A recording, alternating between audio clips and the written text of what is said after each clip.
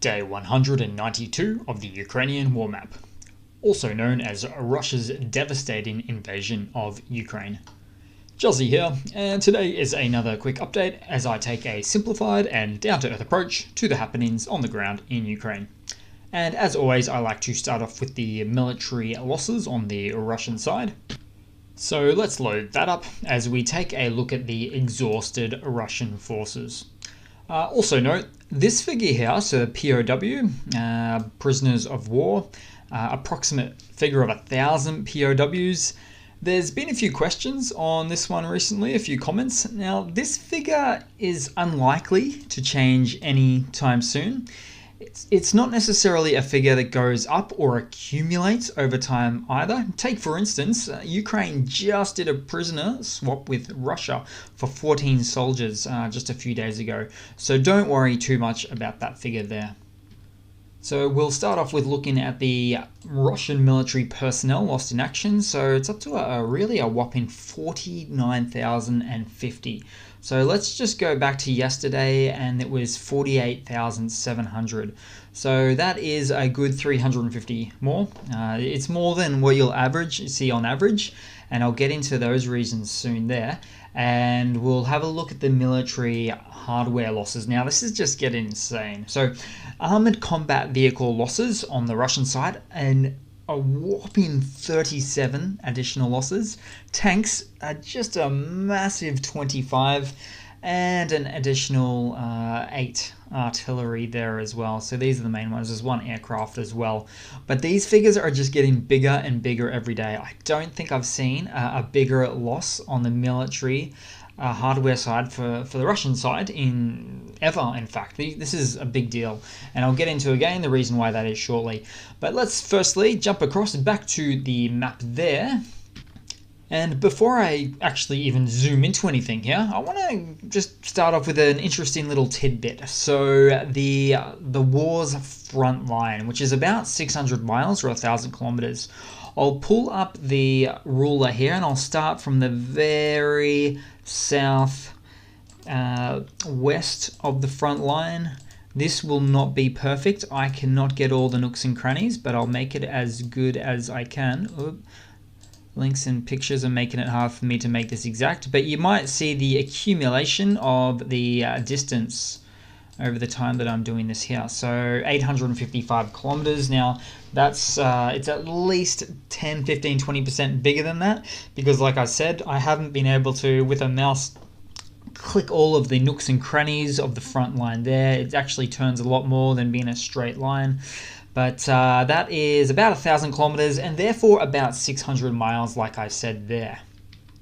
And in a nutshell, the longer the front line, the more the front line service area capturing, so the capturing area dissipates. Just take a look at Kharkiv in the north and Kherson in the south there. So both of which are, with these invasion locations, it's very limited service area that's been taken by the Russian offensive, because it gets further and further away from the central or the beginning areas of the Russian invasion indeed.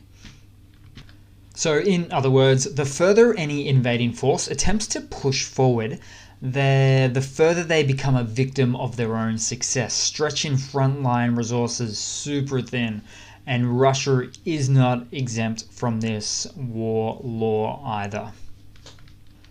And we'll start out in Kharkiv, zoom right in there. I might actually get rid of the ruler just to make it a bit clearer for you guys. So Kharkiv, second largest city in Ukraine, only behind that of Kyiv.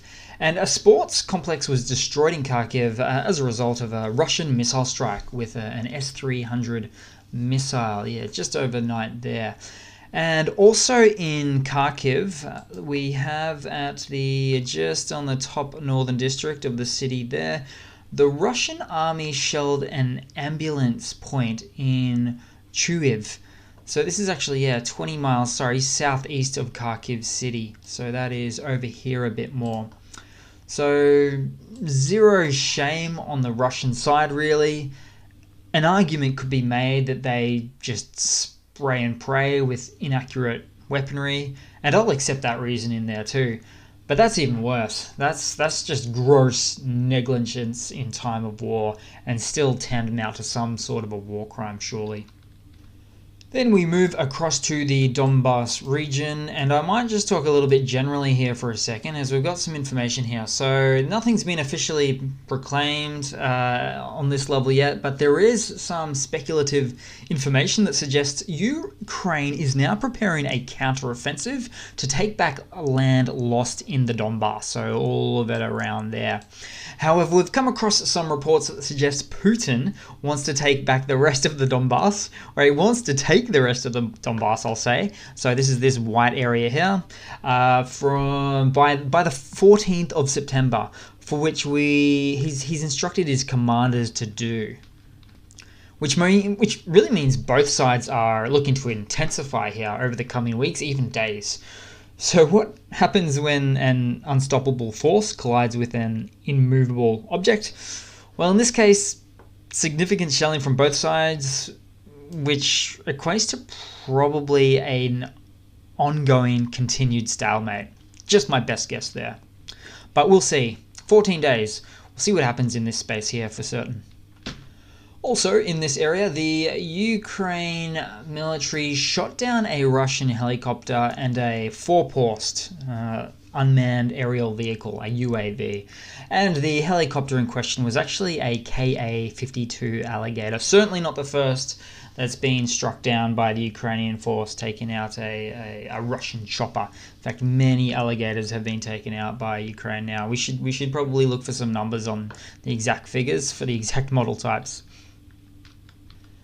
Then we move across down to the Dnipropetrovsk Oblast. So let's see if I can... So it's this one here, a bit of a boomerang-shaped kind of a thing. We've got Dnipro, the city there, of which there was actually a fire in Dnipro city after a missile attack from Russia. In fact, 5 Russian Iskander cruise missiles were launched at Dnipro city. However, Ukraine's military shot down all 5 missiles directed at the city. And the remaining debris is actually what caused several fires. Now, no casualties were reported, but that's actually really impressive, the fact that Ukraine is seemingly constantly capable of having really good air defense capabilities like this, shooting down Iskander missiles of all things there. So these are the more modern precision-guided munitions of sorts from Russia there. They've certainly shot down quite a few Iskander missiles now throughout the war. And Russia is said to be in quite low supply of these things now at this point in the war. And then we'll move down quickly to the same oblast, so Nikopol. No stranger to the news here, where the governor of the oblast reported that Russian forces shelled the area using Grad multiple rocket launchers, injuring a 56-year-old man. And right next to Nikopol is Tokmak. Now this is actually in the oblast right next door, so the Zaporizhia Oblast. It is signified by this little base or tent here, where there are explosions at an ammunition depot in Tokmak. I just love that Anglo-Saxon sounding city name, Tokmak there. Of course, Tokmak is no stranger to ammo dump targeting from the Ukrainian forces. This is at least the 3rd or 4th time now that Ukraine has struck one of these ammo depots in this area here. I'll pull up the fire map and we'll see if we can find anything. Okay, so it could be here. It's always hard to determine, but yeah, that's about it there. Now, even though it's not the front line, Tokmak, it is still well within range of the Ukrainian HIMARS, high precision missile systems from the Ukrainian side. So if I was to just quickly pull up the ruler, just at a real sort of a glance there, that's 50 kilometers, that's about 30 miles, well within the range of HIMARS systems, to say the least. And regarding the Zaporizhia location, I should probably pop this in the news section at the end, but the Zaporizhia nuclear power plant at Enerhodar, now it's reactor number 5 has been connected back onto the grid after being disconnected due to some mortar shelling yesterday. So again, the Zaporizhzhia NPP, it's the biggest nuclear power plant in Europe and currently only running at 1/6 of its nuclear reactor capacity due to Russia's invasion of Ukraine. Then we move across to the recently counteroffensive region from the Ukrainian side. So that is, of course, Kherson City and the larger Kherson Oblast, of which most of the, I guess, attacking of sorts is, I'll just get rid of the fires, and is on the I call it the north bank of the Dnipro River. It's probably better to call it the west or the northwest bank of the Dnipro River there. And there were, just to begin with, explosions in Kozaks and Berislav. So these two towns are just above the Nova Kakhovka bridge / dam bridge here. So there's the first one there. There's the second one, Berislav. And these explosions, based on the imagery, are probably more ammunition dumps that Russia previously managed to, say, slowly supply from across the broken, unstable bridge right there, which has routinely been taken out by HIMARS attacks. At least the bit where a tank or a logistics truck would otherwise be able to drive on, at around that bit there and maybe that bit there as well. Also very close by, a Russian base was destroyed in Tavrisk as well, so that's right there. See, Russia relies on these supply lines or supply routes for their own northwest bank offensive, all up there. But Ukraine is constantly just seeming to make it untenable for Russia to have a staging ground here, here, or here. And regarding the larger Ukrainian counteroffensive that's been happening in this region in the last few days, while Ukraine's military has given no details regarding its territorial gains or losses, Russian forces appear to be reacting to the ongoing counteroffensive in the Kherson Oblast by attempting to reinforce the region with military convoys transported through the Kerch Stray Bridge, which is actually the one down here. So there's a bit of footage of the what we sometimes refer to as the Crimea Bridge. It's a whole bunch of tanks, a convoy, all sorts of military equipment and vehicles just coming through to theoretically support this front line that Russia is really certainly attempting to hold on to. Oh, and something to just lastly note in the Kherson region. So a Russian Pantsir S-1 SAM system was taken out by a Ukrainian strike said to be in Olensky in the Kherson Oblast. So right here, on the opposite side of the Dnipro River, opposite the city on the northwest bank there. Now this is important because the loss of these potent Russian systems enable the Bayraktar TB2 drone to operate with more freedom, hence the footage that that I've shown you there yesterday as well, of the Bayraktar back in action there. Then we'll move on to a bit of news. So starting off, Russia's Gazprom halted gas supplies via the Nord Stream 1 pipeline indefinitely, citing a gas leak. But what's really actually happening here is Russia is weaponizing energy. So a US National Security Council spokesperson told Reuters in an email that, quote, "It is unfortunately not surprising that Russia continues to use energy as a weapon against the European consumer."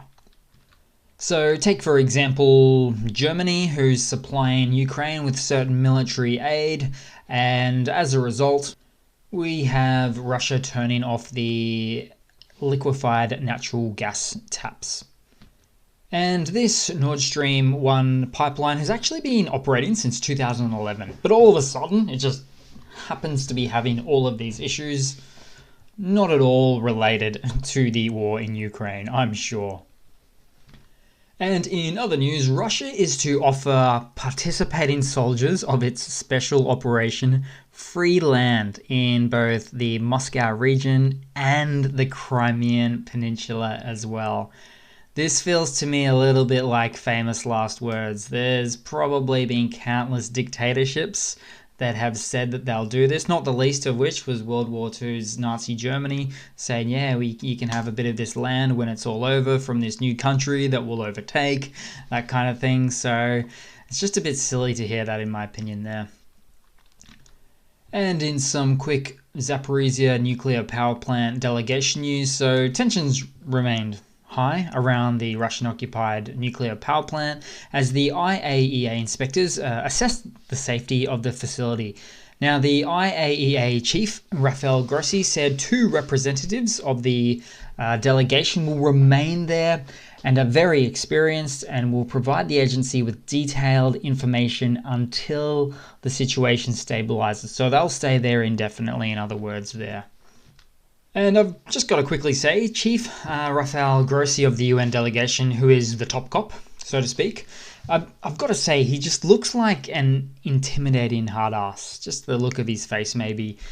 The type that you see in movies where they cannot be bought or bribed or whatever the case may be. All they value is justice. So I kind of like the way that he looks that way. And then in some other news that I tend to like this one, so the ISW think tank had reported on the 2nd of September that the Russian military bloggers have repeatedly claimed that Ukraine's southern counteroffensive has already failed.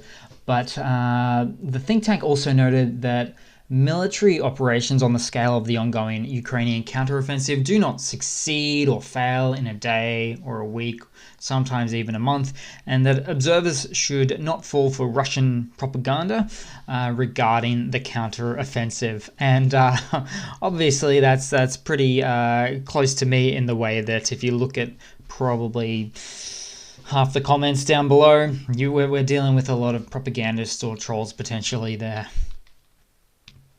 And lastly, just a bit of a short, quick funny today to round it all off with. And I've got this funny photo I picked up here. So we've got hatred of Europe and European values and tourist visas to Europe. And this is the Russians. So with a bit of cognitive dissonance there, or another way or expression would be to say wanting their cake and eating it too. Or in other words again, I suppose, it appears that some online sentiment from some Russians seems to sometimes be a bit of dislike towards many Western European countries. But at the same time, these same Russians don't want to give up their ability to holiday there, of which a bunch of European countries now are starting to limit or even stop Russians entering on these tourist visas because of the state of the war, all of that there. And the situation isn't getting any better for these tourists, these Russian tourists, anytime soon either. So I don't know a great deal about this one, but I have seen a couple of articles, and yeah, it just seems a little bit funny, just at the quick face value of it. But that's pretty much it, guys. Thanks for watching. Please leave a comment, subscribe, hit that like button, ignore all the trolls in the comment sections where you can, and I do hope to see all of you guys there in the next one. Cheers.